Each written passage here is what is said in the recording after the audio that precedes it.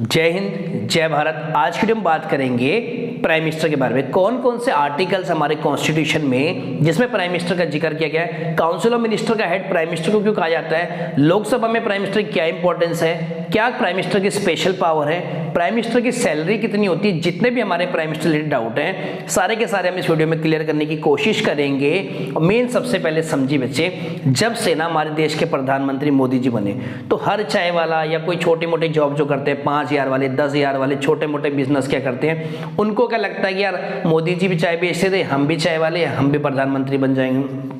कोई 5,000 की जॉब करता है, वो कहता है यार मैं तो 5,000 की जॉब कर रहा हूँ, मोदी जी जो है चाय बेचते थे तो हम भी भाई बन जाएंगे, क्या टेंशन है। देखो भाई, आप क्या इंसान की डेस्टिनेशन देखते हो, आप देखते हो मोदी जी आज क्या है, कभी उनके स्ट्रगल को नहीं देखा आपने कि कितने साल से वो कोशिश कर, 40 साल लग गए उनको प्रधानमंत्री।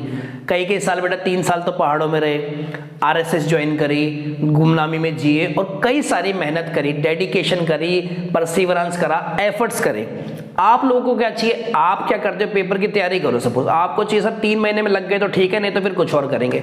ऐसा नहीं होता बेटा, पेशेंस बहुत बड़ा की होता है। मोदी जी को 40 साल लगे, अगर तुम में बहुत सारा पेशेंस है, डेडिकेशन है, क्रिटिसिज्म झेलना आना चाहिए, मेंटल स्ट्रेस लेना आना चाहिए, ये सारी बातें तुम बेटा एक प्राइम मिनिस्टर बना सकती हैं। और देखो समझो इस वीडियो में। सबसे पहले मैं आपसे बात करूं हेड ऑफ नेशन। एक नेशन, एक कंट्री का हेड कौन होता है, प्राइम मिनिस्टर नहीं होगा, प्रेसिडेंट होगा। ठीक है, ये मत सोचना कि प्राइम मिनिस्टर का वीडियो चल रहा है तो प्रेसिडेंट का नहीं आएगा नाम। ठीक है, अच्छा, पर अगर कोई आपसे पूछे हेड ऑफ द गवर्नमेंट तो दो तरह से हेड है, एक है डी फैक्टो और एक है डी जुरे। डी फैक्टो होता है रियल हेड और डी जुरे होता है खाली नाम के लिए। देखो नाम की बात करूं, खाली फर्स्ट मैन कैसे कहते हैं कंट्री का, प्रेसिडेंट को, तो खाली नाम के लिए प्रेसिडेंट है, वैसे रियल हेड प्राइम मिनिस्टर ही होता है। तुम कभी न्यूज में देखो मोदी जी प्राइम मिनिस्टर नहीं गए, ये करा, वहां गए, बाहर दौरे करे, सब जगह जिक्र होता है प्राइम मिनिस्टर, क्योंकि रियल हेड वही है भाई। ठीक है, आर्टिकल 74 कहता है there shall be a council of minister to aid and advise अच प्रेसिडेंट, मतलब कोई स्पेशल मेंशन नहीं है प्राइम मिनिस्टर का आर्टिकल्स में। तो उन्होंने क्या करा, एक प्रेसिडेंट के लिए कहा कि काउंसिल ऑफ मिनिस्टर होना चाहिए जो उनको काउंसिल करेगा, उनको एडवाइस करेगा। एड मतलब होता है हेल्प करना, किसको, प्रेसिडेंट को। और इस काउंसिल ऑफ मिनिस्टर्स का हेड कौन होता है, प्राइम मिनिस्टर। अब समझे प्राइम मिनिस्टर का इंट्रोडक्शन कैसे हुआ। There shall be a council of minister to aid and advise president, और इस काउंसिल ऑफ मिनिस्टर्स का हेड कौन है, प्राइम मिनिस्टर। ठीक है, आर्टिकल 75 इसके बाद जस्ट बाद वाला आर्टिकल कहता है prime minister shall be appointed by president and other minister shall be appointed by president. और कि प्राइम मिनिस्टर को कौन अपॉइंट करेगा, प्रेसिडेंट, और जो अदर मिनिस्टर को कौन करेगा, प्रेसिडेंट ही करेगा, बट प्राइम मिनिस्टर की एडवाइस पे। बात समझ आ रही है। अच्छा, एक इंपॉर्टेंट बात और सुनो बेटा, 2 वर्ड लिखे मैंने यहाँ पे, अपॉइंट और इलेक्ट। मैंने कहा prime minister not elected, appointed, तो आपने कहा सर फर्क क्या है। देखो अपॉइंट और इलेक्ट में फर्क करो। मान लो इलेक्शन होगा दिल्ली में, मैं इलेक्शन में खड़ा हूं, मुझे आपने वोट दिए, मैं जीत गया, तो आपने मुझे इलेक्ट किया। बट अपॉइंट में क्या होता है कि कोई इलेक्शन नहीं होती है, कोई वोटिंग नहीं होती, एक पर्टिकुलर पर्सन उस पर्सन को अपॉइंट करता है। जैसे कि चीफ जस्टिस को, भाई चीफ जस्टिस ऑफ इंडिया, उसको प्रेसिडेंट अपॉइंट कर रहा है, या आपने बात करी प्राइम मिनिस्टर कौन अपॉइंट कर रहा है, प्रेसिडेंट। बात समझ आ गई। इलेक्शन में वोटिंग होती है और प्रेसिडेंट अपॉइंटमेंट में सिर्फ एक पर्सन अपॉइंट करता है। दूसरी इंपॉर्टेंट बात, तुमने मुझे इलेक्शन में जिता दिया, अब 5 साल से पहले तुम मुझे हटा नहीं सकते। क्या आप दोबारा कर सकते हो, मेरे को हटा सकते हो, नहीं ना। बट अपॉइंट किए इंसान को, जिस बंदे ने अपॉइंट किया, वो हटा सकता है। अब ये मत सोचिएगा आप कि भाई प्राइम मिनिस्टर को 2 मिनट में हटा देगा प्रेसिडेंट, ऐसा नहीं बेटा, बहुत लंबा चौड़ा प्रोसीजर, बहुत कॉम्प्लेक्स, ऐसा होता भी नहीं है। बात समझ आई नहीं आई, हाँ आया समझ, अपॉइंट और इलेक्ट में, ठीक है भाई। अच्छा, 42nd अमेंडमेंट 1976 कहता है president had to advise follow advice of council of ministers. Amendment देखो time to time changes constitution में लाए गए सिचुएशन के हिसाब से। तो 42nd अमेंडमेंट हुआ 1970, उसमें कहा कि प्रेसिडेंट को काउंसिल ऑफ मिनिस्टर की बात माननी ही पड़ती है। ये नहीं कि प्रेसिडेंट की मर्जी की मैं नहीं बात मान रहा किसी की, ऐसा नहीं है, उसको उनकी एडवाइस माननी पड़ती है, वो बाध्य है, वो कंपल्शन है, उसको माननी ही पड़ेगी। बट अगेन 44 अमेंडमेंट 1978 में उसमें कहा गया कि मान लो कि उसको पसंद नहीं आती काउंसिल मिनिस्टर की बात, उन्होंने देखा कि जो बात उन्होंने कही है, जो एडवाइस उन्होंने किसी भी मैटर को लेके, किसी भी टर्म को लेके, इसमें कुछ संशोधन की जरूरत है, इसमें कोई मतलब कुछ इसमें इंप्रूवमेंट की जरूरत है, इसमें कुछ कमी है, तो प्रेसिडेंट उसी एडवाइस को दोबारा रिसेंड कर सकता है कि भाई दोबारा ढंग से इसमें चेंजेस करके लाओ। बट एक बारी ही भेज सकता है, वो 2-3 बारी ऐसा नहीं करेगा, सिर्फ एक बारी उसके पास पावर है। और 44 अमेंडमेंट 1978 में ये बात लिखी गई है बात समझ आई? ठीक है।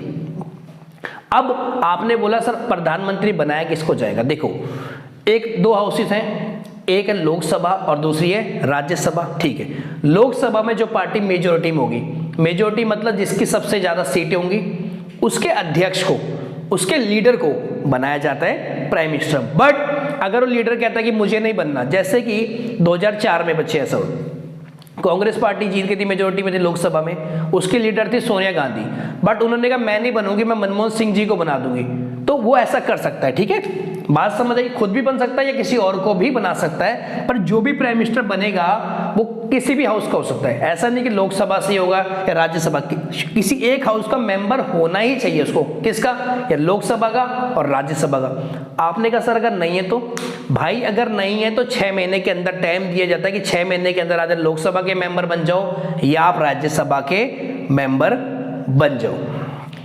अब देखिए अगर मिनिमम एज कितनी होती है, अगर आप लोकसभा से प्राइम मिनिस्टर बन रहे हैं तो मिनिमम एज आपकी होनी चाहिए 25 ईयर्स, और अगर आप राज्यसभा से बन रहे हैं प्राइम मिनिस्टर तो आपकी एज क्या है बेटा, 30 ईयर्स होनी चाहिए प्राइम मिनिस्टर के लिए।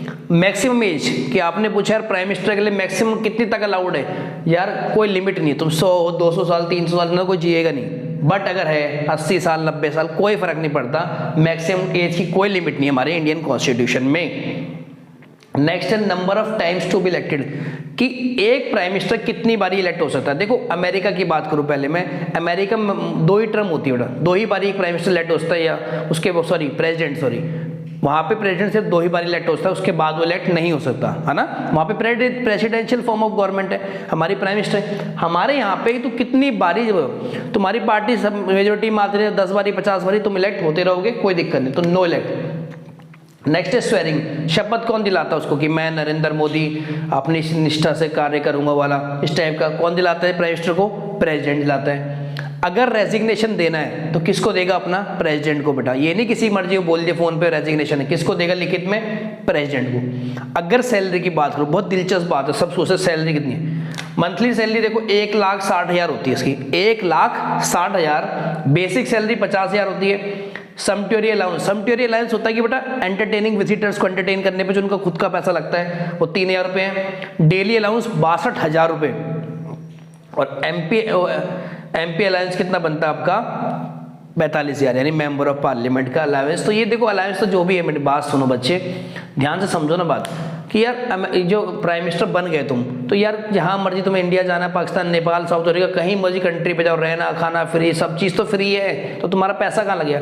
करोड़ों की तुम पैसा लग जाए, तुम्हारे कपड़ों पे करोड़ों रुपए लग जाए तो फ्री, तुम्हारी प्लेनों पे अरबों रुपए लग जाए तो फ्री, कोई बहुत बड़ी डील तो सब फ्री है, तो तुम्हें पैसे की टेंशन ही नहीं। तो अच्छा, काउंसिल ऑफ मिनिस्टर में कितने मेंबर हो सकते हैं? मैंने बताया कि काउंसिल ऑफ मिनिस्टर क्या है, तो 15% मेंबर लोकसभा के, लोकसभा में कितने होते हैं? 545, तो उसका 15% मेंबर, इससे ज्यादा नहीं हो सकते। 91st अमेंडमेंट में कहा गया 2003 में, है ना, तो 15% से ही बहुत कम होते हैं। अब देखो काउंसिल ऑफ मिनिस्टर को बांटा कैसे? प्राइम मिनिस्टर तो उसका पार्ट है ही, मैंने तुम्हें बताया, पीएम सबसे, फिर 2 स्तर में बांटा गया, कैबिनेट मिनिस्टर, एक होता है मिनिस्टर ऑफ स्टेट। फिलहाल कैबिनेट मिनिस्टर कितने हैं इस मोदी गवर्नमेंट में? 30 कैबिनेट मिनिस्टर्स हैं। एग्जांपल देखो ना, जैसे minister of defence, home minister, road transport. Minister of defence कौन है फिलहाल? राजनाथ सिंह। होम मिनिस्टर अमित शाह है, रोड ट्रांसपोर्ट, ऐसे 27 और मिनिस्टर्स हैं। और मिनिस्टर ऑफ स्टेट को बाद 2 पार्ट में बांटा गया है, एक डिपेंडेंट वाले, एक इंडिपेंडेंट वाले। इंडिपेंडेंट सिर्फ 2 ही हैं, राव इंद्र सिंह और डॉक्टर जितेंद्र सिंह। डिपेंडेंट कितने हैं? 45। तो अगर आप देखोगे टोटल कितने काउंसिल मिनिस्टर बन रहे हैं, देखो ये 47 होगा मिला के, 47, ये 30 और एक प्राइम मिनिस्टर, तो 47, 30 और एक कितना हो गया बेटा? 78 बन रहे काउंसिल ऑफ मिनिस्टर में फिलहाल मेंबर। इस वीडियो में बच्चे करेंगे इतना ही, नेक्स्ट वीडियो में कुछ और इंपॉर्टेंट टॉपिक के साथ, तब तक मिलते हैं आपसे नेक्स्ट वीडियो में। जय हिंद, जय भारत।